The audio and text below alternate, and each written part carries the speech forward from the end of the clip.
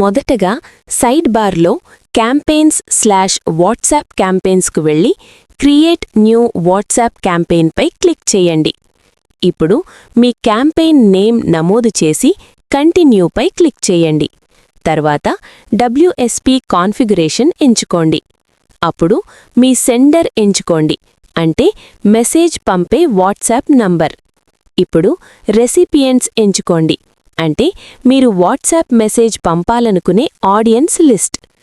ఆ తర్వాత ఒక టెంప్లేట్ ఎంచుకోండి. ఇది మీ వాట్సాప్ మెసేజ్కి ప్రీడిఫైన్డ్ ఫార్మాట్ అవుతుంది. ఇప్పుడు ఒక మొబైల్ నంబర్ నమోదు చేసి సెండ్ టెస్ట్ పై క్లిక్ చేసి మెసేజ్ను టెస్ట్ చేయండి. అన్నీ రెడీ అయిన తర్వాత ఫినిష్ పై క్లిక్ చేయండి. తర్వాత సేవ్ అండ్ రన్ లేదా షెడ్యూల్ ఎంచుకొని క్యాంపెయిన్ లాంచ్ చేయండి. అంతే, మీ వాట్సాప్ క్యాంపెయిన్ లైవ్లో ఉంది.